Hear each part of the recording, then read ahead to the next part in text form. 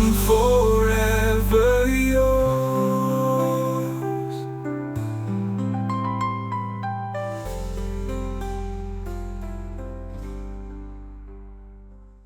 Praise God, hallelujah.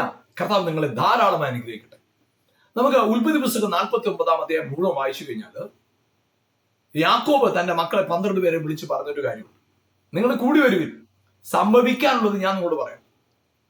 അപ്പൊ അവിടെ യാക്കോബിനെ സംബന്ധിച്ചിടത്തോളം യാക്കോബ് ഒരു അന്യദേശത്താണ്, പ്രതീക്ഷയ്ക്ക് വകയെന്നുള്ളൊരു സാഹചര്യം അല്ല.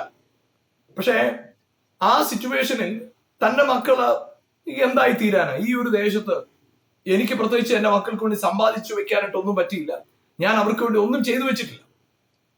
പക്ഷേ താനൊന്നും സമ്പാദിച്ചില്ല, ദാരിദ്ര്യത്തിന്റെ അവസ്ഥയാണ്. ഇതൊക്കെ കണ്ട് മടുത്തല്ല യാക്കോബ് തന്റെ മക്കളോട് സംസാരിക്കുന്നത്.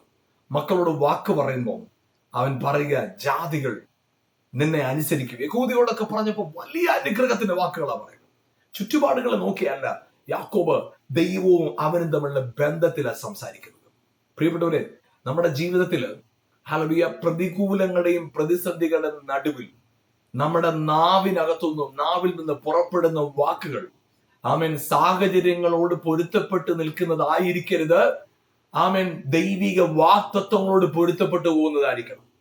ചുറ്റുപാടുകൾ പറയും സാധ്യതയില്ല, അടിമയാണ്, ജയിക്കത്തില്ല, വർധനവില്ല, കഴിഞ്ഞുപോയി, അത് ക്യാൻസൽ ആയി പോകും, അത് തീർന്നു പോകും, ഉയർച്ചയില്ല, ഇനി വഴിയില്ല, അടഞ്ഞു എന്ന് ലോകം പറയുമ്പോൾ അവിടെ നിന്ന് പറയാൻ സാധിക്കണം, ഇല്ല, ആമേൻ, ഇതെന്റെ പുതിയ തുടക്കമാണ്, എന്നിൽ നല്ല പ്രവൃത്തി ആരംഭിച്ചവൻ അതിനെ ക്രിസ്തുവിന്റെ നാളോളം പെർഫെക്റ്റ് ആയിട്ട് നിവർത്തിക്കും. ആ ബോധ്യം നമ്മുടെ അകത്ത് വരണം. പ്രിയപ്പെട്ട ഹല്ലേലൂയ.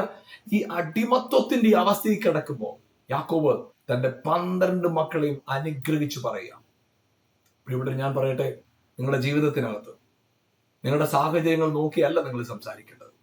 കർത്താവ് നിങ്ങൾക്ക് തന്ന വാഗ്ദത്തം അനുസരിച്ച്, നിങ്ങളുടെ അകത്ത് കിടക്കുന്ന അഭിഷേകം അനുസരിച്ച് നിങ്ങൾ ഹല്ലേലൂയ ആദരങ്ങളെ തുറന്ന് നിങ്ങളുടെ മക്കളെ ഒന്ന് അനുഗ്രഹിക്കാമോ? നിങ്ങളുടെ ഭവനത്തെ ഒന്ന് അനുഗ്രഹിക്കാമോ? നിങ്ങളുടെ കുടുംബജീവിതത്തെ ഒന്ന് അനുഗ്രഹിക്കാമോ? നിങ്ങളെ തന്നെ ഒന്ന് അനുഗ്രഹിക്കാമോ? നിങ്ങളുടെ സാമ്പത്തിക മേഖല അനുഗ്രഹിക്കാമോ? അവൻ യാക്കോബ് ആ ഞെരുക്കത്തിന്റെ സാഹചര്യത്തിൽ, അടിമത്തത്തിൽ എന്ന് പറഞ്ഞാൽ വേറൊരു രാജ്യത്ത്, അവിടെ നിന്ന് തന്റെ മക്കളെ അനുഗ്രഹിക്കുക. പ്രിയപ്പെട്ടവരെ, നാമും ഹല്ലേലൂയ നമുക്കുള്ളവയെ അനുഗ്രഹിക്കുന്നവരായി തീരാം. കർത്താവ് അതിന്റെ ഫലം നിങ്ങളിൽ പുറപ്പെടുവിക്കും. God bless you. ആമേൻ.